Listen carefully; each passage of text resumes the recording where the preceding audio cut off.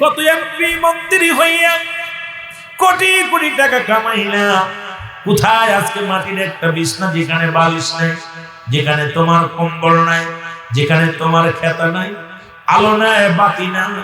এই ঘরটা হলো আমার আপনার একমাত্র ঠিকানা। সুতরাং এই 3.5 হাত মাটি, এটাই আপনার আমার জন্য যদি ভালো না হয়, ওই কবর কিন্তু জায়গা ভালো না। ওই কবরটা এমন নামক কবর নামক এমন জায়গা, যে জায়গা গেলে আপনারে কোনো নেতা চেনবে না, কোনো নেত্রী চেনবে না। ওই কবর চেনবে শুধু আমার বাবারা, আমার নবীর সাহাবীরা। এই জন্য সদা সর্বদা চোখের পানিগুলো ফেলায় ফেলায় কাঁদতেন আমার নবীর সাহাবীরা। এর সার্বিয়ারের পালকি দেখলে বড্ড ভয় লাগে রে।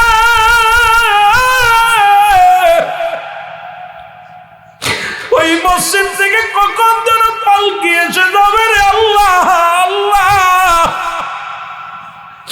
ওর সাদের বাড়ি, সাদের ঘর, সাদের স্ত্রী সব পর বানায় দিবে রে আমারে আল্লাহ। ও আমার আল্লাহ রব্বুল আলামিন, ওই সার্বিয়ারি পালকিতে কখন যেন জীবনের শেষ গোসল করাবে, শেষ শোয়ার শোয়াইবে। ও রব্বুল আলামিন, বাঁচার কোনো পথ নাই, বাঁচার কোনো পথ নাই। গভীর মনোযোগ। রাহমাতুল লিল আলামিন সাহাবীদেরকে বললেন, আমার সাহাবীরা, আমার অমুক সাহাবী নাম হলো হযরত সালাবা রাদিয়াল্লাহু তাআলা। মারা বললাম সাহাবীর নাম হযরত সালাবা। খুব খেয়াল, যেহেতু যুব সমাজ এখানে যা 2-4টা বসে আছেন, খেয়াল করবেন। নবীজি বললেন, তোমরা কি আমার সালাবার খবর জানো? সাহাবীরা বলেন, হুজুর, সালাবার তো আজ অনেকদিন হয়ে গেল, দেখা হয় না। আজ কটা দিন হয়ে গেল, তার কোনো খবর পাই না। নবীজি বললেন, তোমরা খবর নেও, কোথায় গেছে না জানি। মক্কা মদিনার মানুষেরা মেরে ফেলছে, না জানি মদিনার মানুষেরা সালাবাকে বিদায় করে দিছে। আমার সালাবার খবর নেও, আমার সালাবার খবর নাও। রহমতের নবী রাহমাতুল লিল আলামিন উনি কি করলেন? সাহাবীদেরকে বললেন, তোমরা তাড়াতাড়ি খবর নাও, কারণ চারিদিকে ইসলামের শত্রু, চারিদিকে ইসলামের শত্রু মুসলমানদের পাইলেই হত্যা করে, মুসলমানদের গুম করে দেয়, মুসলমানদের খুন করে দেয়, মুসলমানদের বাড়ি ঘর জ্বালিয়ে পুড়িয়ে দেয়। সুতরাং তোমরা খবর নাও, খবর নাও, আমার সালাবার কি অবস্থা একটু খবর নাও। সাহাবীরা খবর নিলেন, বাড়িতে আসলে আসসালামু আলাইকুম। ওয়ালাইকুম আসসালাম। সালাবার বাবারে জিগায়, সালাজান, আপনার ছেলে কোথায়? বলে, আমি জানি না, আমি জানি না, বলতে পারি না। বলে, আপনি বলতে পারেন না? কোথায় কোনো জায়গায় গেছেনি, আপনি জানেননি? পায় না। আল্লাহ নবীর কাছে খবর গেল। নবীজি বলেন, সালাবার খবর পাইছনি? বলে, ইয়া রাসূলুল্লাহ, ইয়া হাবিবাল্লাহ, নবী গো,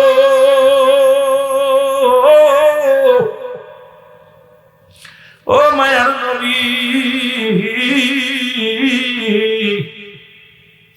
ওই সালাবার সন্ধান আমরা পাই নাই গো নবী। নবী ডাকতে বলো, সাহাবীরা রে, আয় তোরা, আয়, তাড়াতাড়ি আয়। নবীজি টিম করে দিলেন, 2টা টিম করে দিলেন। একটা টিমের মধ্যে মুসলমান, শুনে নাও, একটা টিমের মধ্যে নবীজি হযরত আবু বকর সিদ্দিক রাদিয়াল্লাহু তাআলা কে বললেন, আবু বকর রে, যাও, তুমি যাও, হযরত আলী রাদিয়াল্লাহু তাআলা কে সঙ্গে করে নিয়ে যাও।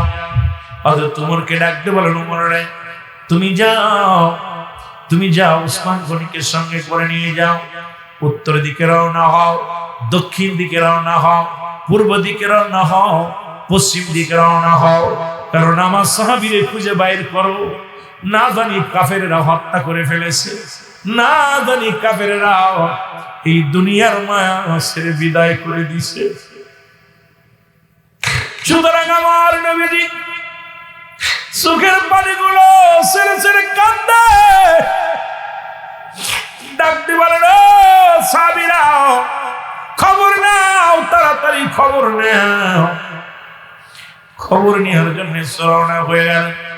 আমার বাবারা অঞ্চলে অঞ্চলে খবর নিলেন, কোথাও পায় না। নবীজি বললেন মরুপ্রান্তরে চলে যাও, দেখো খবর পাওয়া যায় কিনা। মরুপ্রান্তরে চলে গেলেন। হযরত আবু বকর সিদ্দিক রাদিয়াল্লাহু তাআলা, হযরত আলী রাদিয়াল্লাহু তাআলা দুজনে যাইয়া রাখালিদের ডাক দেওয়া, রাখালেরা রে, তোমরা কি সালাবা নামে কোন নবীর সাহাবী দেখছনি? আল্লাহ নবীর সাহাবী দেখছনি? লোকজনেরা বলে তোমরা কারা, তোমাদের তো চিনলাম না। বলে আমরা হলাম নবীর সাহাবী, আমার নাম আবু বকর, আমার নাম হযরত আলী, আমরা এসেছি সালাবারের খোঁজার জন্য। তোমরা কেউ কি বলতে পারো রে সালাবার সন্ধান পাও, বলতে পারো কিনা? রাখালেরা বলে ভাই আমরা তো সালাবারে চিনি না, নবীর সাহাবীদের চিনি না। তবে একটা যুবক, লম্বা চওড়া একজন যুবক, আজ কটা দিন হয়ে গেল এই মহল্লার মধ্যে প্রবেশ করেছে। সকাল হলে নেমে আসে, পাহাড়ে চলে যায়। ওই পাহাড়ে চড়ার উপরে বসে বসে কাঁদে, কাঁদতে কাঁদতে চোখ দিয়া পানি পড়তে পড়তে চোখের গোস্তগুলো খুশি খুশি জমিনের মধ্যে পড়ছে। এই মানুষটা হাঁটতে পারে না, চলতে পারে না। আবার সন্ধ্যা যখন ঘনিয়ে আসে, ওইটা আর একটা গাছের ওই পাহাড়ের মধ্যে চলে যায়। এই মানুষটা আমাদের নিয়ে যাও, কে রে আমরা চিনি না। তবে এই মানুষটার কান্না দেখে আমাদের পশুগুলো খানা ছেড়ে দিছে। এই মানুষটার কান্না দেখে আমাদের পশু পাখিগুলো সব খানা ছেড়ে দিছে। এই মানুষটার কান্না দেখে আমাদের বকরিগুলো খানা খায় না। আজকে যখন উঠতেছিল রে, এই মানুষটা হাঁটতে পারে না, দুলে দুলে জমিনের মধ্যে পড়ে যায়। আমরা দেখলাম এই লোকটা হাঁটতে পারে না, লাঠি ভরতে হাঁটে। তখন আমরা কি করলাম, আমাদের বকরিগুলো দোহান করিয়া কিছু দুধ নিয়ে একটা পাতিলের মধ্যে নিয়ে দিলাম লোকটাকে খাবারের জন্য। এই লোকটা এই পাতিলটা ধরে চোখের পানি ছেড়ে এমন ভাবে কাঁদতেছিল, চোখের পানিগুলো পড়ে পড়ে দুধার পানি একাকার হয়ে গেছিল। হে সাতক্ষীরার যুবকেরা, কয়দিন কেঁদেছ, দুনিয়া থেকে বিদায় নিয়ে লাগবে। রব্বুল আলামিন দেখতে বলেন কুল্লু মান আলাইহা ফান, এই দুনিয়ার সব কিছু ছেড়ে চলে যাওয়া লাগবে। এই পৃথিবীর মধ্যে যা কিছু আছে সব কিছু আমার আল্লাহর জন্য বিচ্ছিন্ন করে দিবেন। এই জমিনের মধ্যে যত পানি আছে সব পানিগুলো পুড়ে ছাই হয়ে যাবে। জমিনের যত মাটি আছে সব মাটিগুলো পুড়ে তামা হয়ে যাবে। যেদিন কিচ্ছু বলতে কিচ্ছু থাকবে না, সেদিন থাকবে শুধু আমার আল্লাহ। সুতরাং কেন এত বড়াই করো, কেন এত মস্তানি করো? আমি মাঝে মাঝে বলি, কার জন্য তুমি সুদ খাও, কার জন্য তুমি ঘুষ খাও, কার জন্য জিনাবা বিচার করো? এই দুনিয়ার সম্পদ খাবে লোকে, তোমার দেহ খাবে ফোকে। ওই কবরে আমার কষ্ট দিও না আল্লাহ, আমার নবীর কানে আমার পাপের কথা পৌঁছায়া দিও না। এই দুনিয়ার পাপের কথা যদি আমার দুনিয়ার মানুষ জানে, যদি আমার মহল্লার মানুষগুলো আমার পাপের কথা জানে, আমি কেমনে মুখ দেখাবো রে আল্লাহ? আল্লাহ গো, আমার এই পাপের কথা যেন দুনিয়ার মানুষ কেউ জানতে না পারে। পিছন থেকে আল্লাহর নবীর সাহাবী হযরত শেরে খোদা হযরত আলী রাদিয়াল্লাহু তাআলা ডাক দিয়ে বলেন, সালাবারে কেন কাঁদছো? সালাবার ডাক শুনে যখন ডাকটা শুনেছে সালাবার ও যার দিকে কাঁদতে বলে, ভাই আলী,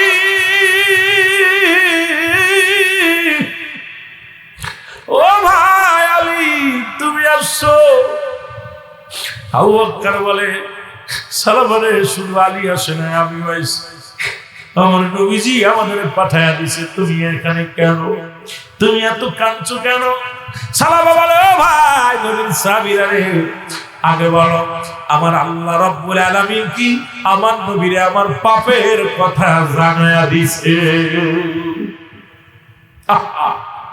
হে সাতক্ষীরার বাবারা, নবীর সাহাবীরা পাপের ভয়ে কেমনে কেঁদেছে। আমাদের চোখে পানি নাই, আমাদের চোখে পানি নাই, রং ঢং করলে ভালো লাগে। ও যুবক, মরণে রাখবে, একবার মরে দেয়। ওই কবরে একটা রাত কেমনে থাকবা, একটা দিন কেমনে থাকবা, একটা ঘন্টা কেমনে তুমি কবরে ঘুমাইবা। ওই কবরে তো কোনো বাতি নাই, কবরে কোনো সাথী নাই, কবরে কোনো বন্ধু নাই, কবরে কোনো বান্ধব নাই। ওই কবর কিন্তু কাউকে ছাড়বে না। কবর যে কথাগুলো বলি লক্ষ্য করো। নবীর সাহাবীরা বলে, সালাবারে কি জানবে আমার নবীরে, কে জানাইব? কাকে বলো? আমার নবীকে আমার বিষয় কোনো কথা বলেছে, আমার নবীকে আমার বিষয় কিছু জানাইছে। নবীর সাহাবীরা রে, আমি সালাবা পাপী, আমি সালাবা বড় অপরাধী, আমি সালাবা বড় গুনাহগার। আমার কথাগুলো যদি দুনিয়ার মানুষ জানতে পারে, আমার পাপের কথা রে, আমার নবীর কলঙ্ক হবে। আমার পাপের কথা শুনলে ইসলামের কলঙ্ক হবে। যারা ইসলামকে ভালোবাসো বাবারা শুনে নাও, নবীর সাহাবীরা কষ্ট পেয়ে কেঁদেছে, চিন্তা করে আমার কারণে ইসলামের কলঙ্ক হবে। আজকে আমরা মুসলমান হইয়া ইসলামের চিন্তা যদি করতাম, কোনদিন সন্ত্রাসী করতাম না, কোনদিন মুসলমান সুদ ঘুষ খাইতাম না, কোনদিন অন্যায় পথে পা বাড়াইতাম না, দুর্নীতি করতাম না। কারণ ইসলামটাকে যদি ভালোবাসো মুসলমান, এই দুনিয়ার মধ্যে সব ছেড়ে দিবা, আল্লাহ আল্লাহ রাসূলের নামে জীবনটা কুরবানি করে দিবা। আসলে তোমরা মুখে মুখে অন্তরে ভালোবাসো না, মুখে মুখে মুসলমান বলে দাবি করো, মুখে মুখে ইসলাম বলে দাবি করো, আসলে অন্তর থেকে ইসলামটাকে ভালোবাসতে পারো না। আল্লাহ কাইয়া আইয়ুহাল্লাযীনা আমানু, আল্লাহ বলে ইমানদার, আল্লাহ যদি বলতি আইয়ুহান নাস, আল্লাহ মানুষকে ডাকতেন না, আল্লাহ ডাকতেছে ইমানদার বিশ্বাসীদের, সব মুসলমান শোনো। এই দুনিয়ার মধ্যে আল্লাহ পাক পৃথিবীর মধ্যে কোন মুসলমানদের ডাক দেন নাই। যদি বলতি আইয়ুহান নাস, নাস শব্দের অর্থ হলো মানুষ, আল্লাহ মানুষদের ডাক দেন নাই। আল্লাহকে ইমানদাররা বিশ্বাসীরা শুনে নাও, আল্লাহকে ইমানদাররা বিশ্বাসীরা শুনে নাও, তোরা পুরোপুরি ভাবে কি করো, প্রবেশ করে ইসলামের মধ্যে। ইসলামের আবিধানিক শাব্দিক হলো মুসলমান ৮০ থেকে ৮২টা।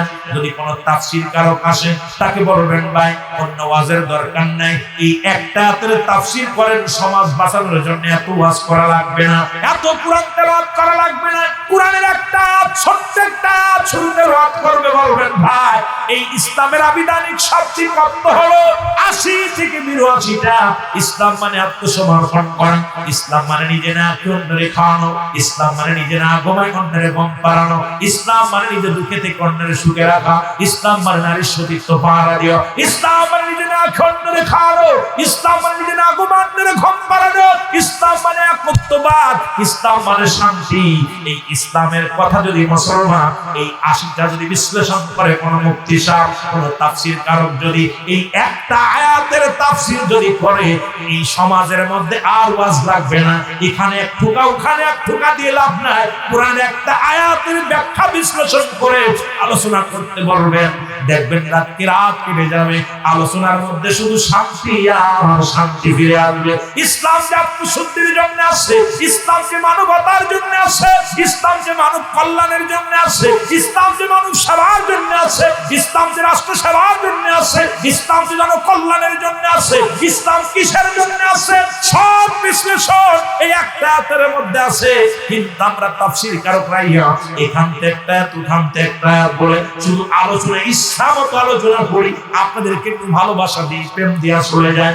আসল আলোচনা মানুষ শুনতে চাই না, আসল আলোচনার মধ্যে আমরা ডুবতে চাই না, কারণ আমাদের মন করা মতো আলোচনা করি, আপনারাও তৃপ্তি পান, যত আনন্দ দিতে পারি আর যত রংঢং করে কথা বলতে পারি, এগুলো আপনাদের মজা লাগে, এগুলো বন্ধ করতে হবে। ইসলামের বিধানটা আগে শিখতে হবে। জোরে জোরে সিল্লাহ বলেন ঠিক কিনা? আমি মনে করেছি কথাটা হয়তো আপনারা জিবরিল আমিন জানায়া দিবে, নবী গো আমি কেমনে আপনার মুখ দেখাবো, কেমনে আপনার আমি মুখ দেখাবো, ইসলামের কলঙ্ক হবে নবী গো। এই কারণে আমি নবী গো আপনার চোখের আড়াল হইয়া ওই জঙ্গলের ভিতরে চলে গেছিলাম নবী গো। আমার নবী কয় সালাবারে তোমার বিষয়ে কোন আয়াত নাযিল হয় না। সালাবারে তোমার বিষয়ে জিবরিল আমিন আমারে কিছু জানাই নাই। এরে আল্লাহর নবী ডাকতে বলে সালাবারে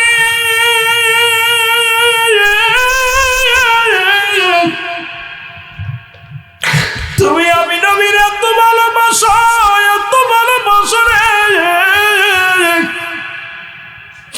এত মায়া করো গো, এত মায়া করো। আল্লাহ নবীও কাঁদতে, সালাবাও কাঁদে। হঠাৎ সালাবা বলে ইয়া রাসূলুল্লাহ, ইয়া হাবিবাল্লাহ, আমার পিছনের রগের পাশে কেন যেন পিপিলিকার মতো কেন যেন কি যেন ঘোরাঘুরি করে। আমার নবী ডাক দিয়ে কয় সালাবা রে, ও আমার সালাবা, মালাকুল মউত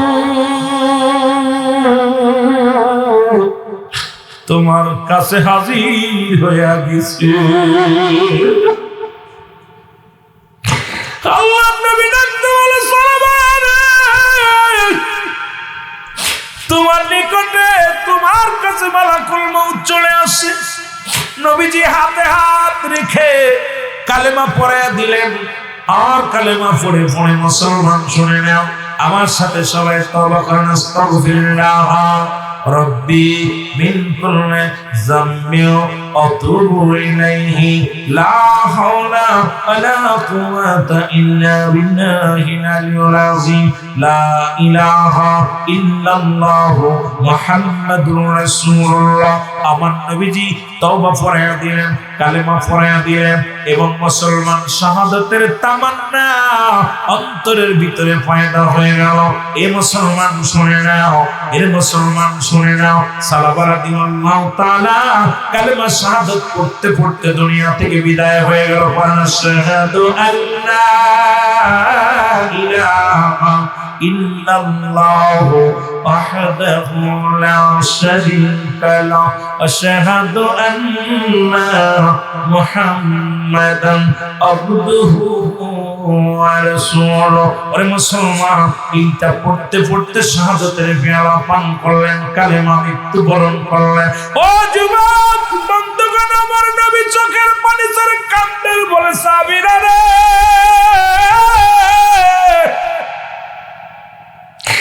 আমার সালাব একটা ভুলের কারণে রে পাপের ভয়ে জীবনটা দিয়া দিল। আর কত মেয়ে মানুষ নিয়ে কত হোটেলে ঢুকলা গো, কত মেয়ে নিয়ে বাজারে আড্ডা মারলা, স্কুল কলেজে কত বেগানা নারী নিয়ে গল্প করলা, একদিন চোখের পানি তোমার পড়ে নাই। এত সহজ কি জান্নাত রে বাবা, এত সহজ কি জান্নাত? ইসলামটা তো এত সহজ না, আবার কঠিন না রে মুসলমান। তুমি ইসলামের মধ্যে থাকবা, তোমার ইচ্ছা মতো মন করা মতো চলবা, অধিকার তোমারে কে দিছে রে বাবা? এবার দয়াল নবীজি সাহাবীদেরকে বললেন, সাহাবীরা রে, তোমরা আমার সালাবারে গোসল করাও। আমার সালাবারে গোসল করানো হলো। এবার নবীজি গোসল করায় তা কাফন দাফন করাইবে, কাফনের কাপড় পরানো হলো। এবার নবীজি জানাজা নিজেই জানাজা পড়াবে। নবীজি বললেন, সাহাবীরা রে, আমার সালাবার জানাজার ইমামতি আমি নিজেই করব, আমি নবীজি। আমার নবীজি বললেন, তোমরা আমার সালাবার লাশ খাটে উঠাও। আল্লাহর নবীজি সাহাবীদেরকে বললেন, তোমরা লাশটা নিয়ে ওই ফাঁকা ময়দানে যাও, আমি নবী নিজেই সালাবার জানাজা পড়াবো। সবাই লাশখানা নিয়ে গেলেন, দাঁড়ায় আছে কাতারে কাতারে মানুষ দাঁড়ায় আছে। নবীজি আস্তে আস্তে করে পা ফেলায়। হযরত ওমর ফারুক ডাক দিয়ে বলে, নবী গো, সব মানুষ কাতার বন্দী হয়ে দাঁড়ায় আছে, আপনি আসেন না কেন? আমার নবী বলেন, ওমর রে, আমি আইব কেমনে? এত পরিমাণ মানুষ, এত পরিমাণ ফেরেশতা আসমান থেকে আসছে জমিনের মধ্যে, আমি নবীর পা রাখার জায়গা নাই। আর সাহাবীরা ডাক দিয়ে বলে, নবী গো, এখনই তো জানাজা হবে। আমার নবী কয়, ওমর, ওমর রে, ধীরে ধীরে তোমরা কাতার বন্দী হয়ে দাঁড়াও, আমি নবী আসছি। আমার নবীজির সামনে গেলেন, গুটি গুটি পায়ে আস্তে আস্তে করে আগায় গেলেন। আমার নবী বলেন, সাহাবীরা রে, আজকে আকাশ থেকে এত পরিমাণ অসংখ্য ফেরেশতা আমার সালাবার জানাজায় হাজির হয়ে গেছে। আজকে তোমরা দেখছো না আমার আল্লাহ রাব্বুল আলামিন আমার সালাবার উপরে এত খুশি হয়েছে। এই দুনিয়ার মধ্যে আমার যুবক সাহাবীর উপরে রব্বি কারীম এত রাজি, এত খুশি হওয়ার কারণে অসংখ্য ফেরেশতা পাঠায়া দিয়েছে। জানাজা শেষ করে নবীজি হাত উঠায় দোয়া করে। জিবরিল আমিন এসে বলে, নবী গো, আপনি সালাবার জন্য দোয়া করেন, অথচ জান্নাতি ফেরেশতারা 8টা জান্নাতের দরজা খুলে রাখছে স্বাগতম জানানোর জন্য। আহলান সাহলান নবী গো, ও মায়ের নবী, ওরা টানাটানি করবে সালাবারে নিয়ে। সব জান্নাতি ফেরেশতারা সবাই সেই ভেতরে ঢুকানোর জন্য। নবী গো, সব করে দরজা খোলা, সালাবার মঞ্জিটা চায় সেটা দিয়ে আমিন এসে ডাকতে বলে, নবী গো,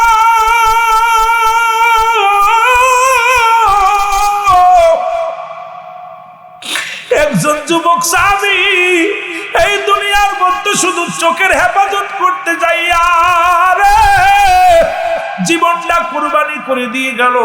ও সাতক্ষীরার বাবারা, সারা জীবন তাফসীর ওয়াজে বসলা, তাফসীরুল কোরআনে মাহফিলে বসলা, আজ পর্যন্ত চরিত্র কন্ট্রোল করলা না, মুখে মুখে ওয়াজ করলা, শুনলা কান দিয়া, বাস্তবে তোমরা আমল করলা না।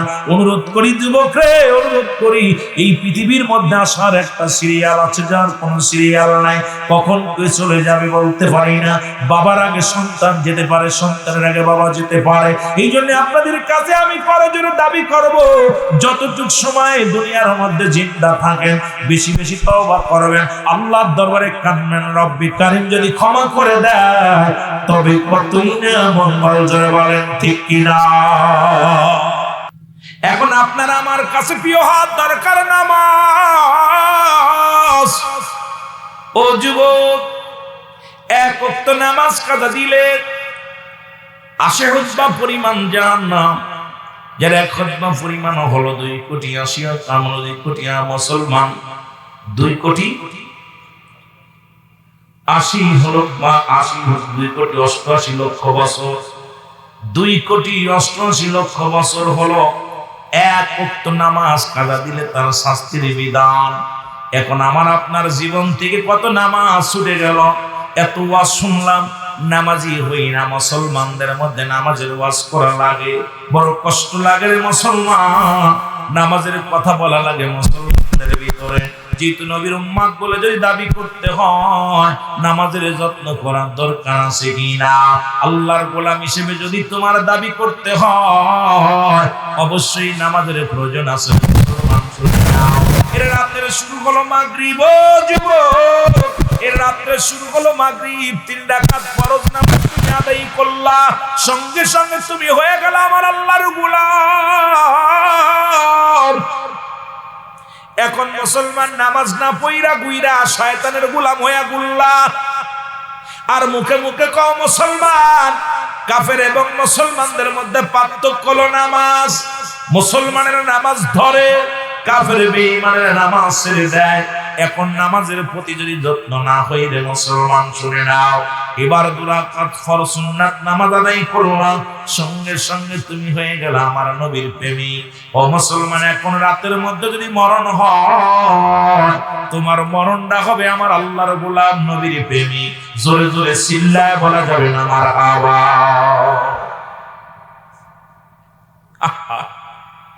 নেতার হুকুম মানার জন্য পাগল হয়ে যাচ্ছে। নেতার আমি হুকুম দিতেছি, আপনি মরার জন্য প্রস্তুতি আছে, কিন্তু আমার রব্বি করিম হুকুম দিছে, হুকুম অমান্য করে চলতেছি। এ যুবক শুনে নাও, রাসূলুল্লাহর কাছে 2 নাম্বার পেয়েছিল তার উম্মতগণ। খুব খেয়াল করবেন মুসলমান, আমি যেহেতু নবীর প্রেমের কথা বলছি, ছোট্ট একটা হাদিসের কথা বলছি। নবী বলেন হায়াতি খায়রুল লাকুম, আবার নবী বলেন দুনিয়া থেকে চলে গেছেন। এটা নিয়ে যদি বিশ্লেষণ করি মুসলমান, শুনে নাও, ওয়াফাতি খায়রুল লাকুম ওয়া মামাতি খায়রুল লাকুম। এই আলোচনাগুলো সারা রাত করলে শেষ করতে পারবো না, একটু টাচতে যায় তারপরে মূল আলোচনায় ফিরে আসি। রে মুসলমান, নবী কা উম্মতিরা রে, আমি নবী দুনিয়া থেকে বিদায় নিলাম আমার উম্মতের কল্যাণের জন্য।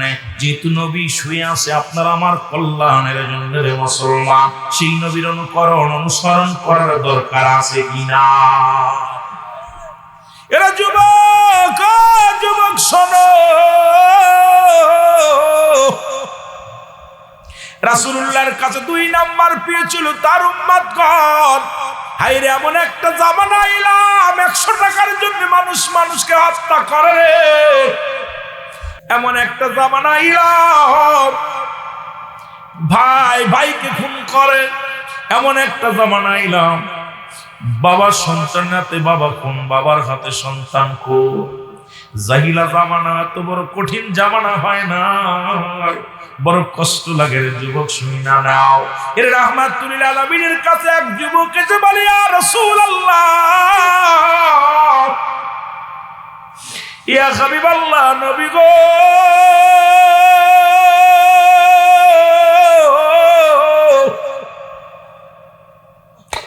আমারে কি আমার আল্লাহ মাফ করে দিব? ও যুবক, একটু দেলের কান্ডা লাগায় শুনবি। 5 শ্রেণী নারী বিবাহ করার নির্দেশ। আমি আস্তে আস্তে আলোচনার মধ্যে যাব। আমার যুবক ভাইয়েরা অনেক আছেন, বাবারা, আলোচনার মধ্যে ডুব দিব, যুবকদের নিয়ে অনেক আলোচনা করবো। আমার বাবারা শুনে নাও। এর রাসূলের কাছে এসে বলি, ইয়া রাসূলুল্লাহ, ইয়া হাবিবাল্লাহ, নবী গো, আমার জন্য আমার আল্লাহ কি আমারে মাফ কইরা দিব?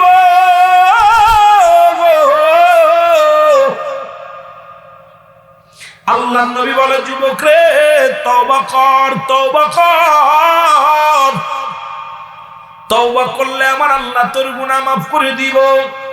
মারহাবা।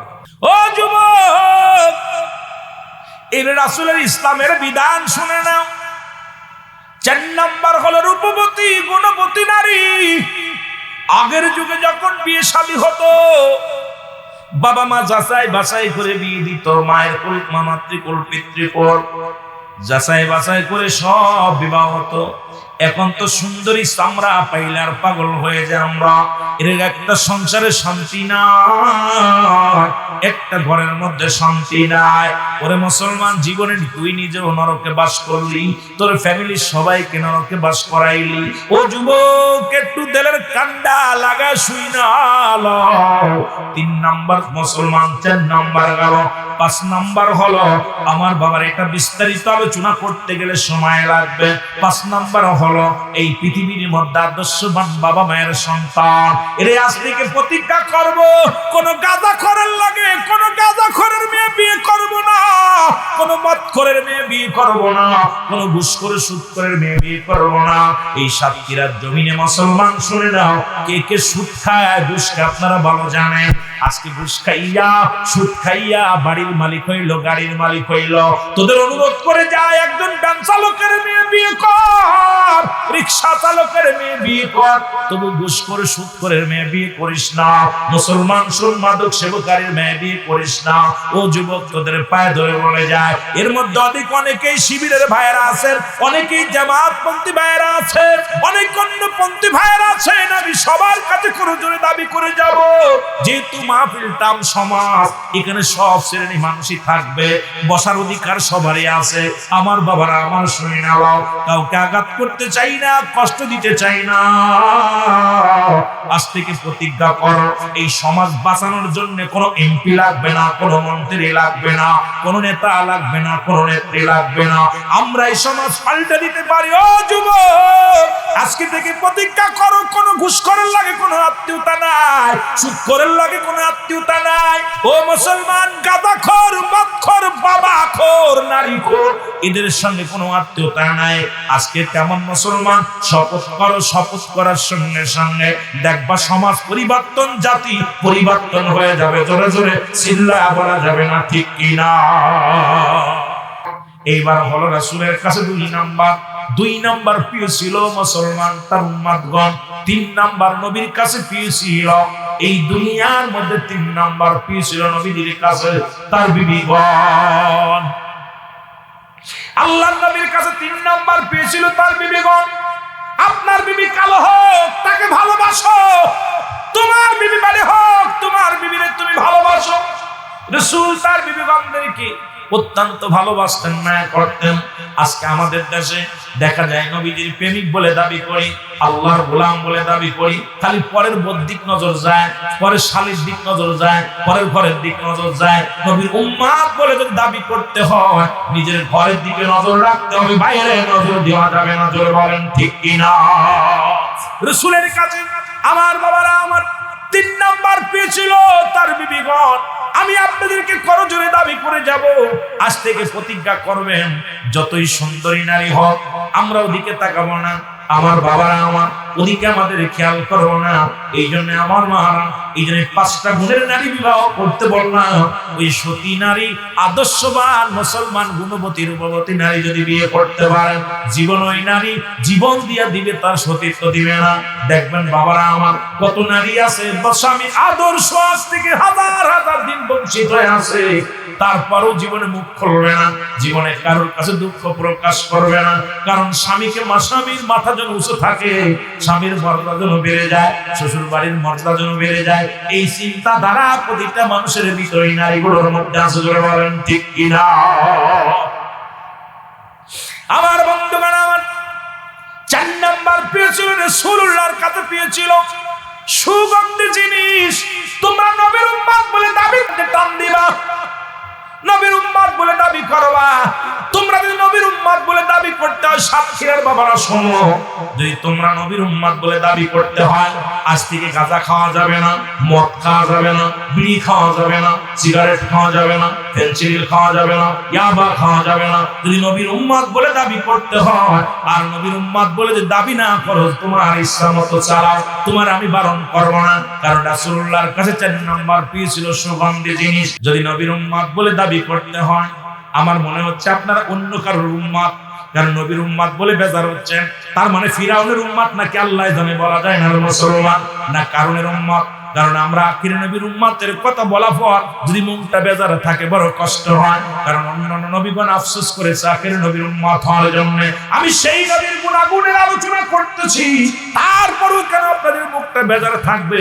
কারণ রাসূলুল্লাহর মহব্বত এই ধারণ করার জন্য বলতেছিলাম। নবী পার ওমামায়াতি খায়রুল লাকুম ওয়াফাতি খায়রুল লাকুম, নবী আমার ওয়াফাতটাও দুনিয়ার মধ্যে দুনিয়া থেকে বিদায় নিলাম, এটা আমার উম্মতের জন্য কল্যাণ স্বরূপ। কারণ এই পৃথিবীর মধ্যে থেকে যদি আমি বিদায় নিলাম, আমার উম্মতিরা পৃথিবীর মধ্যে যদি কোনো ভালো কর্ম করে,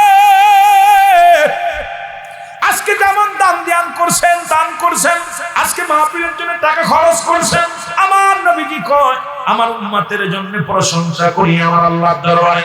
আবার যদি কোন উম্মত গুনাহের কাজ করে, সঙ্গে সঙ্গে আমি নবী ইস্তেগফার করি আমার উম্মতের জন্য।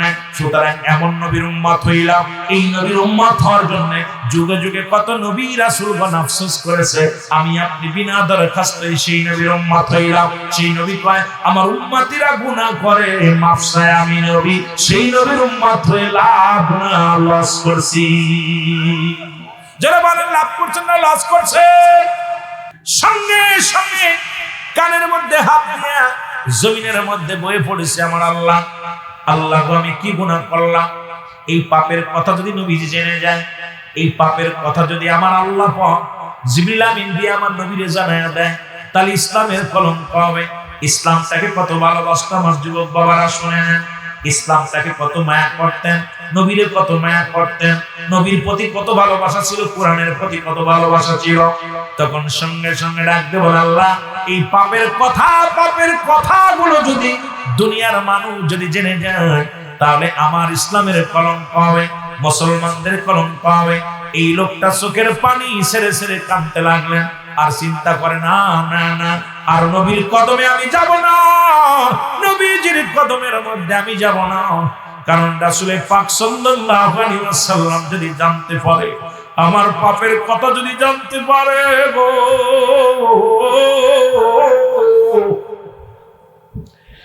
আরে আমার নবীজি যদি পাপের কথা জানতে পারে, তাহলে এই দুনিয়ার মধ্যে আমি কেমনে মুখ দেখাবো রে মুসলমান? আমি কেমনে আমার নবীর সামনে যে কথা বলবো, কেমনে মানুষের সামনে আমি কথা বলবো? যুবক কাঁদতে কাঁদতে রওনা হয়ে গেলেন। একদিন নয়, দুদিন নয়, অনেকটা দিন অতিবাহিত হয়ে গেল।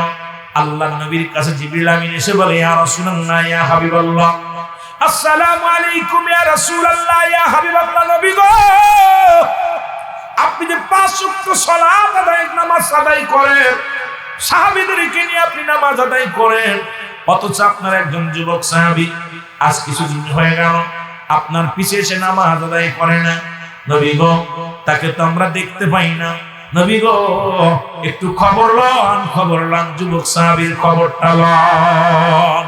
ভাই নাই কিছু টাকা চাইছে, চুপ করেছিলেন। 22 কিছু টাকা চাইছে মসজিদের জন্য, ওনার ব্যক্তিগত টাকা না, চাইছে কার আল্লাহর ঘর। রাহমাতুল লিল আলামিন যখন মক্কা থেকে মদিনায় হিজরত করলেন, নবীজি বলেন আমি একটা মসজিদ বানাইবো। তখন আইয়ুব আনসারী বলে, ইয়া রাসূলুল্লাহ, ইয়া হাবিবাল্লাহ, আমার জায়গাটা আপনাকে দান করে দিলাম। নবীজি বলেন, তুমি তোমার বাড়িটা দান করে দিলা, থাকবা কোথায়? ইয়া রাসূলুল্লাহ, আমার বাড়ি তো আসল বাড়ি হলো কবর, আর এটা তো মাসানি বাড়ি, আমার আল্লাহর ঘর হবে। আমি আইয়ুব আনসারী আমার ঘরটা দান করে দিলাম। আরে এই পৃথিবীর মধ্যে আর আমি আপনাদের দান দেখলাম 500, 200, 300 করে দিয়েছেন। এটা দেখে আশ্চর্য হয়ে গেলাম যে একজন আনসারী শব্দের অর্থ সাহায্যকারী। আইয়ুব আনসারী রাসূলকে সাহায্য করলেন মক্কা থেকে মদিনায় যাওয়ার পর।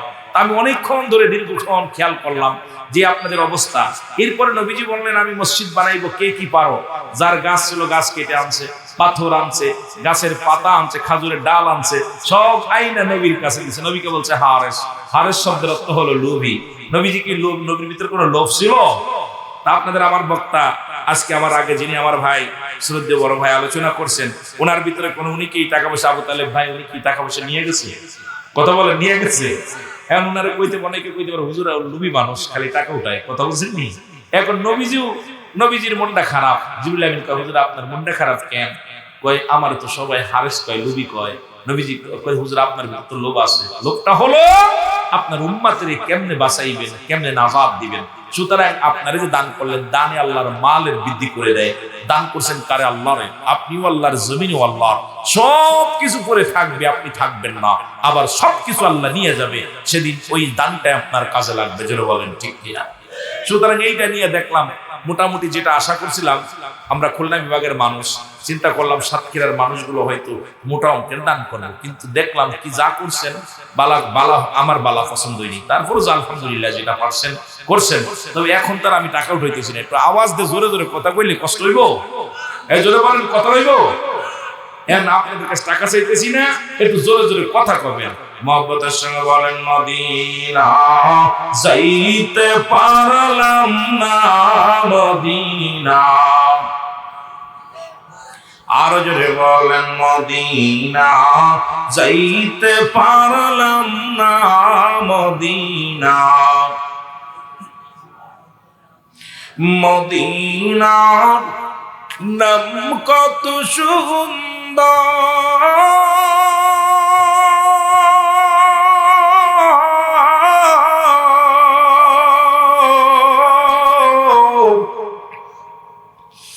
মদিনা কেরসে অন্তর,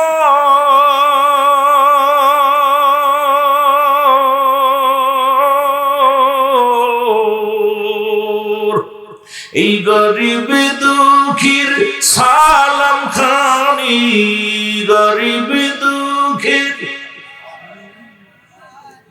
পৌঁছাই দিও মদিনায়, বলো পৌঁছাই দিও মদিনায়, মদিনা।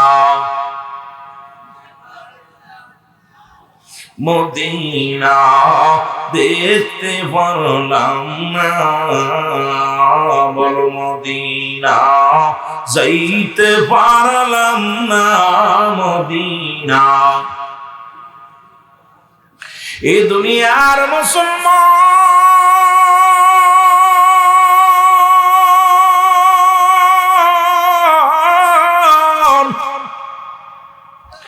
মানুষের মৃত্যু হয় দুইটা টাইমে গো, একটা হলো রাতের বেলা, একটা হলো দিনের বেলা। দুইটা টাইমে মানুষের মরণ হয়, একটা হলো রাতের বেলা, একটা হলো দিনের বেলা। এর মুসলমান, নবীর কাছে এক নাম্বার পেয়েছিল নামাজ। আল্লাহ রাব্বুল আলামিন দিন শুরু করলো নামাজ দিয়া, নবীর কাছে পেয়েছিল নামাজ। আল্লাহ রাব্বুল আলামিন রাত শুরু করে দিল নামাজ। দিনের শুরু হলো মুসলমান ফজর। ফজরের 2 রাকাত ফরজ নামাজ তুমি আদায় করলা, সঙ্গে সঙ্গে তুমি হয়ে গেল আমার নবীর প্রেমিক। এখন ফজরের নামাজের সঙ্গে যারা সম্পর্ক নাই, নবীর প্রেমিক বইলা দাবি করে কোনো লাভ নাই, লাভ নাই। ও যুবক, এইবার 2 রাকাত ফরজ নামাজ তুমি আদায় করলা, তুমি হয়ে গেলে আমার আল্লাহর গোলাম। ও মুসলমান, শুনে নাও, শুনে নাও, নামাজটা ছেড়ে দিলাম। এখন দিনের মধ্যে যদি তোমার মরণ হয়, তোমার মরণটা হবে মুসলমান, তোমার মরণটা হবে আল্লাহর গোলাম, রাসূলের প্রেমিক। এখনো নামাজের সঙ্গে সম্পর্ক দরকার আছে কি না? যেহেতু নবীর কাছে এক নাম্বার পেয়েছিল নামাজ, জোরে জোরে চিল্লায় বলা যাবে না আমার আওয়াজ। এক নাম্বার পেয়েছিল কি? আরো জোরে। কার কাছে? কার কাছে? নবীজির কাছে। নবীজি আমাদের কি হয়? কথা বলে না রে, হ্যাঁ জোরে বলো। আমার আপনার নবী রাহমাতাল লিল আলামিন। যেহেতু নবীর কাছে পেয়েছিল নামাজ, এখন নবীর উম্মত বলে দাবি করো আর দিন রাত 24 ঘন্টা মাল খেয়ে ডাল হয়ে পড়ে থাকো। মুসলমান শুনে নাও, শুনে নাও, নবীর উম্মত বলে কোনদিন তোমরা স্বীকৃতি পাওয়া যাবে না। কারণ রাসূলুল্লাহর উম্মত বলে স্বীকৃতি পাইতে হয়, নবীর গুণে গুণান্বিত হওয়ার দরকার আছে কি না? নবীর উম্মত বলে দাবি করবা, সিগারেট আর বিড়ি খাইবা, আর বয়া বয়া গাঁজায় টান দিবা, মদে টান দিবা। যদি বলে ঠিক কি? এই কবরেতে আগুন পাবি, বিড়ি পাবি না। খারে জম্মের খা, যত খাবি খা। কবরেতে আগুন পাবি, বিড়ি পাবি না। ফেরেশতারা খায় না ঘুষ, থাকিবে না তোর যে হুশ। মুগুর মারিবে ধরে, গর্জন মারিবে ধরে, রক্ষা পাবি না। কবরেতে আগুন পাবি, বিড়ি পাবি না। জোরে বলেন ঠিক কি না? গাঁজা যেন ফেন্সি ডিল খাইয়া থাকলি রে বেহুশ হইয়া, কবরেতে যাইতে হবে কেন বুঝলি না? আরে কবরেতে যাইতে হবে কেন বুঝলি না? কবরেতে আগুন পাবি, বিড়ি পাবি না। বলো কবরেতে আগুন পাবি, বিড়ি পাবি না। জোরে বলেন ঠিক কি না? পাওয়া যাবে নি? হাজার হাজার মন আগুন পাওয়া যাবে, বিড়ি পাওয়া যাবে না। এর রব্বুল আলামিন আপনার মুখের সমস্ত পবিত্র রাখছে মুসলমান। পৃথিবীর মধ্যে আসমান যেমনি বানাইলো আমার আল্লাহ, এমনি তোমারে বানাই নাই। জমিন যেমনি বানাইলেন তোমারে বানাই নাই। আমার বাজানরে, আমার রব্বুল আলামিন এই দুনিয়ার মধ্যে তোমাকে বানাইছে রব্বুল আলামিন তার কুদরতি হাত মোবারক দিয়ে। আজকে সেই মুখের মধ্যে কেমনে বিড়ি লাগায়া দাও, কেমনে সিগারেট লাগায়া দাও, কেমনে মাছ খাও, কেমনে মদ খাও, কেমনে মুসলমানিয়া বাটাম দাও। এ আমার দরদি বন্ধুরা, নবীর উম্মত বলে যে দাবি করতে হয়, আজ থেকে প্রতিজ্ঞা করবার গালের মধ্যে কোনদিন আমরা গাঁজা টান দিব না, মদে টান দিব না, ইয়াবা খাবো না, আজ থেকে মাদক সেবন করবো না। তাহলে ওয়াজটা দিয়ে তাহলে লাভ আছে। আর যদি ওয়াজ করে নিজেরাই যদি বিড়ি সিগারেট ছাড়তে না পারলাম, আমার বাবারা, আমার নবীর গুণে গুণান্বিতই যদি না হতে পারলাম, ওয়াজ নসিহত হবে কি? কোনো লাভ নাই। জোরে জোরে চিল্লায় বলেন ঠিক কিনা? কিছুদিন আগে একটা গান গাইলাম, ও বুড়ার চুল পেকেছে, পাকছে দাড়ি, গাল করেছে ব্যাক, তোরা দেখ, তোরা দেখ রে, তবু বুড়া টানে সিগারেট, ঠিক কিনা? ও বুড়ার পাও গেছে কবরে, বুড়া হাতে নিছে লাঠি, বুড়ার মুখে চলে বাইরে, বুড়ার মুখে চলে বাইরে জুনের গুদের বাতি। বুড়ার চুল পেকেছে, ও বুড়ার চুল পেকেছে, পাকছে দাড়ি, গাল করেছে দেখ, তোরা দেখ, তোরা দেখ রে, তবু বুড়া টানে সিগারেট, ঠিক কিনা? এই যে শীতের রাত্রে অন্ধকার রাত্রে একবার জুনি পোকা পাছায় আগুন জ্বলে, ঠিক কি না? এটার কি বলে? জুনা কি বলে? এটা পিছনে টিপ টিপ করে জ্বলে। এখন আমাদের দেশে দেখি দাড়ি পাইকা গেছে, চুল পাইকা গেছে, বেটা কবরে এক পা চলে গেছে, এরপরও বিড়ি টান দেয়, টান দুই পাশে গর্ত হয়ে যাচ্ছে, ঠিক কিনা? আরে কবরে হিন্দুরা তো মরে গেলে মুখে আগুন দেয়, আর মুসলমান জীবিত থাকতে মুখের মধ্যে আগুন দিতেছে। বড় কষ্ট। এই কষ্ট কোথায় রাখবো যুবক? এই কষ্ট কোথায় রাখবো? ফিরে আয়, মাদক থেকে ফিরে আয়, ফিরে আয়। যে ঘরে মাদক ঢুকছে সেই সংসার শেষ, স্বামী স্ত্রী মহব্বত শেষ, ভাইয়ে ভাইয়ে শত্রুতায়, ভাই বোনের সাথে শত্রুতায়, বাবার সাথে শত্রুতায়, সংসারের ভিতরে অশান্তি, সংসারের ভিতরে গজব। জোরে বলেন ঠিক কিনা? আর একটু জোরে বলেন ঠিক কিনা? আমার বন্ধুগণ, আমার রাসূলুল্লাহর কাছে 4 নাম্বার পেয়েছিল সুগন্ধি জিনিস। আমার বন্ধুগণ, আমার গভীর মনোযোগ। এই জন্য আমাদের ঈমান ও আকীদার মধ্যে থাকতে হবে ঈমান। ব্যক্তির জীবনের অমূল্য সম্পদের নাম হলো ঈমান। ব্যক্তির জীবনের অমূল্য সম্পদের নাম হলো রূহ। আর মানব জীবনের অমূল্য সম্পদের নাম ঈমান। ঈমানবিহীন যেমন আমলের কোনো মূল্য নাই, রূহবিহীন যেমন বডির কোনো মূল্য নাই। এই বডিটার মূল্য বাড়বে যখন আপনার দেহের মধ্যে রূহটা থাকবে, তখন আপনার এই বডিটার দাম আছে। আর যতক্ষণ পর্যন্ত আপনার দেহের মধ্যে রূহ নাই, বডির কোনো মূল্য নাই, বডির কোনো মূল্য নাই, তদ্রূপ এই পৃথিবীর মধ্যে যত আমল করেন না কেন, এই আমলটার মূল্য বাড়বে যখন আপনার ভিতরে ঈমানটা মজবুত থাকবে। জোরে বলেন ঠিক কিনা? মহব্বতের সঙ্গে দুরূদ শরীফ পড়েন, আল্লাহুম্মা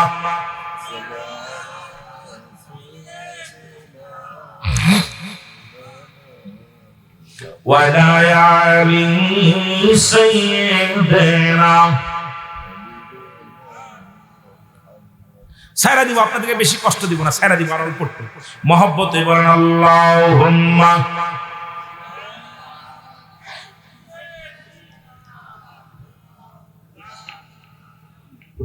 ওয়ালা আলি সাইয়্যিদিনা। ওরে কেমন করে ঘুমাও মানুষ, তুমি কেমন করে ঘুমাও মানুষ, ফজর করে কাজা,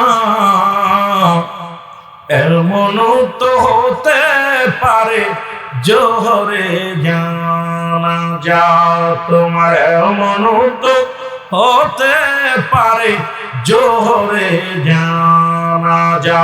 জোরে বলেন ঠিক কিনা? এ আমার ভাইরা, আমার বন্ধুরা, আমার গভীর মনোযোগ। সুতরাং আপনাদেরকে নিয়ে কি আলোচনা করবো বাবা আমার? এই জীবনে, এই জীবন জীবন নয়, এমন একটা জীবন আসবে যে দেশে গেলে মানুষের বিচার হয়, যে দেশে গেলে মানুষের হিসাব হয়, যে দেশে গেলে অমুসলমান আর ফিরে আসার সম্ভাবনা। আল্লাহ রাব্বুল আলামিন ঈমানদারদের জন্য একটা নয় দুটো, আল্লাহ বলে উইদ্দাত লিল মুমিনিন, মুমিনদের জন্য, মুত্তাকিনদের জন্য 8টা জান্নাত প্রস্তুতি করা রয়েছে। জোরে বলেন না মারহাবা? আর একটু জোরে বলেন মারহাবা। সুতরাং ঈমানদার মুমিনের জন্য জান্নাত। আমার বাবারা, হযরত সালাবার জন্য আমার নবীজি মিষ্টি হাসি দিয়ে বললেন, আমার সাহাবীরা এত পরিমাণ লক্ষ লক্ষ ফেরেশতারা জমিনের মধ্যে নেমে আসছে আমার সালাবার দোয়া করার জন্য। সুতরাং যুবক বয়সী হবে জান্নাতি, 18 বছরের যুবক, 16 বছরের যুবতী। সুতরাং আজকে একটা জান্নাতি যুবকের জন্য 70টা করে হুর অপেক্ষা করতেছে, একটা নয় দুইটা না, 70টা করে। আর একটা জান্নাতি মহিলার জন্য 70টা করে গেলেবান অপেক্ষা করতেছে, যারা দুনিয়ার মধ্যে তাদের হাতের কেনি আঙ্গুল যদি বাইর করতো, এই দুনিয়ার আলো বাতাস হার মেনে যেত। আমরা দুনিয়ার সুন্দরীর পাশে দৌড়াইলাম, কিন্তু আমার আপনার জন্য জান্নাতের মধ্যে হুর গেলেমান অপেক্ষা করতেছে। আয় আয়, তোদের জন্য আমরা আসি স্বাগতম জানানোর জন্য। এই জন্য দুনিয়া কয়দিন ভাই? 40-50 বছর বাঁচবো, 80 বছর বাঁচবো। এই দুনিয়ার মুখে লাথি মেরে আমরা সব ফেলে দিয়ে আমরা আখিরাতমুখী হতে চাই কি চাই না? জোরে বলেন চাই কি চাই না? আর আলোচনা নয়, যেহেতু আরে বাবা 12টা পার হয়ে গেছে, আমি ওর আলোচনার মধ্যে যাব না। আপনারা ছিলেন, বসেছিলেন, মজা লাগছিল আলোচনা করতে, কিন্তু অনেকেই চিন্তা করছে কেন আপনারা কি চান আমার বোঝা হয়ে গেছে, কেন আপনারা যেটা চান এটা আমি দিতে পারি না, কারণ আমার দ্বারাই গিবাত করা, সমালোচনা করা, গান গাওয়া, এই যে নাচ গাই আপনার ঢং করা, এগুলো আমি পারি না। যতটুকু সময় থাকবো চোখের পানি ফেলানোর চেষ্টা করতে হবে, আমলের ওয়াজ করতে হবে, ঈমান আকীদার আলোচনা করতে হবে। আজকে আমাদের সমাজ জাতিকে বাঁচানোর দরকার আছে কিনা? জোরে বলেন আছে কিনা? আল্লাহ বুঝার তৌফিক দান করুন, জোরে বলেন আমিন। সুতরাং আপনারা অনেকেই আজকের এই মাহফিলে আল্লাহ আজকের মাহফিলে অনেকে আপনারা টাকা দিয়েছেন, আর যদি কেউ দিতে চান ভিতরে একটু যান, ভিতরে যদি কেউ দিতে চান মসজিদের জন্য, মসজিদ উন্নয়ন প্রকল্পের জন্য। আমার আলম ভাই অত্যন্ত আশিক মানুষ, আমার মাদ্রাসায় 2 বার গেছে, ওনার সাথে আপনারা সহযোগিতায় কাজ করবেন। আর এলাকার আমার ভাই গেছে, আমার মাহফিলে গেছে, আরেক ভাই 3-4 ভাই গেছে আমার সাথে, কয়েকটা মাহফিলে গেছে। আমার অনেক ভালো লাগছে আপনাদেরকে যে এই এলাকার মানুষগুলো খোদা ভীর, রাসূল ভীর। সুতরাং আপনারা যদি কেউ দিতে চান নগদ, আজকের মাহফিলের সম্মানিত সভাপতি জনাব মোহাম্মদ বালিয়াদি থানার আব্দুর রউফ সর্দার 10,000 টাকা দান করছে, বলেন না মারহাবা। আর রূপবান মহিলা উনি দিছে 1,000 টাকা। আল্লাহ কবুল করো, মঞ্জুর করো, সবসময় সমাধান করো, জোরে চিল্লায় বলেন আমিন। যদি আরেকজন 100 টাকা দিয়ে, যদি কেউ পারেন 10,000 টাকা মসজিদের জন্য, অনেক কালেকশন করছে, আমার কালেকশন করতে বলেন, আর আমি পারিও না, আমার ভাইরা আমাকে বলেও নাই। তবে আমার 10-এর লাঠি 1-এর বোঝা, এত সুন্দর প্যান্ডেল, যদিও প্যান্ডেল যা করছে শুকরিয়া, অনেক জায়গায় এইখানে এটুকু করে লাইট করে, ভিতরে প্রয়োজন নাই। আজকে আপনাদের উপরেও সামিয়ানা দিছে, তারপরে ঠান্ডার মাত্রা একটু বেশি, তারপরে আমি তার আপনাদের এত বড় বক্তা না। বড় বক্তা হইলে হয়তো আপনারা থাকতেন, আলোচনা শুনতেন। আকাশের নিচে জমিনের উপর আমার মতো নরাধন, আমার মতো পাপী, আমার মতো গুনাহগার রব্বে কারীম যেন আমাকে মাফ করে। আরেকজন 100 টাকা দিতে বলেন মারহাবা। এখন দোয়া হবে, দোয়ার আগে আজকের মাহফিলের সম্মানিত সভাপতি সাহেব, আমি তাকে অনুরোধ করব, জনাব সামাদ আলী বিশ্বাস সাহেব, উনি আজকের মাহফিলের সমাপ্তি ঘোষণা করবে, এরপরে দোয়া হবে। জীবনের পঞ্জীভূত গণার কথা মনে করিয়া রব্বি কারীমের দরবারে বলেন আল্লাহুম্মা আমিন। জীবন ভরে যত গুনাহ করেছেন সমস্ত গুনার কথা মনে করিয়া মহিয়ান গনিয়ান সর্বশক্তিমান মাবুদের দরবারে আবার বলি আল্লাহুম্মা আমিন। ربنا ظلمنا أنفسنا وإن لم تغفر لنا وترحمنا لنكونن من الخاسرين رب العالمين।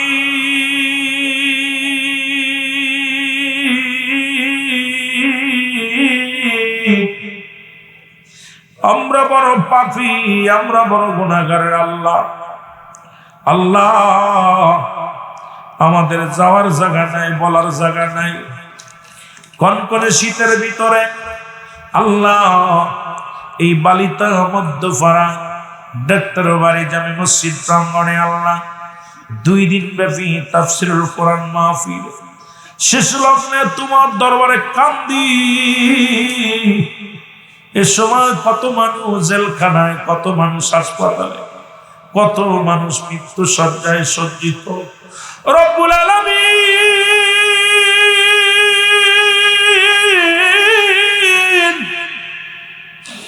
আজকের এই মাহফিলের ভুল ত্রুটি মাফ করো, মাফ করিয়া কবুল করো আল্লাহ, কবুল করিয়া এর হাদিয়াটুকু সোনার মদিনায় পৌঁছায়া দাও রব্বুল আলামিন। আজকের এই মাহফিলে আমরা যারা দুখানা হাত বাড়াইলাম, জানি না রে কার জন্য জনম দুঃখিনী মা নাই, কার জন্য আব্বা নাই। এমন হয়ে গেল রে মা বাবা দুজনের একজন বেশি না। এই ঠান্ডা মাটির মধ্যে মন মন মাটি নিয়ে রে আদরের আব্বা মা ঘুমায় আল্লাহ, আব্বা মার কবর কেন তুমি জান্নাতের বাগান বানিয়ে দাও রব্বুল আলামিন।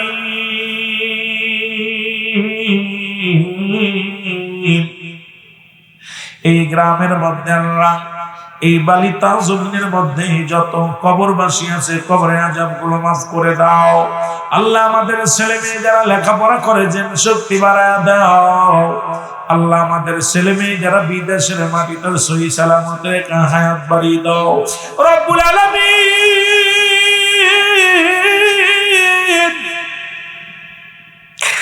আমাদের যাদের সুসন্তান নাই সুসন্তান দান করে দাও ও আমার আল্লাহ। আমাদের মা বাবা যারা অসুস্থ তাদের সুস্থতা দান করে দাও রব্বুল আলামিন। আজকের মাহফিলে আমার ভাইয়েরা বড় আশা করে বসেছে আল্লাহ, এই কনকনে শীতের মধ্যে তুমি তাদের নিরাশ করে দিও না রে আল্লাহ। আল্লাহ ও আমার আল্লাহ, দুঃখী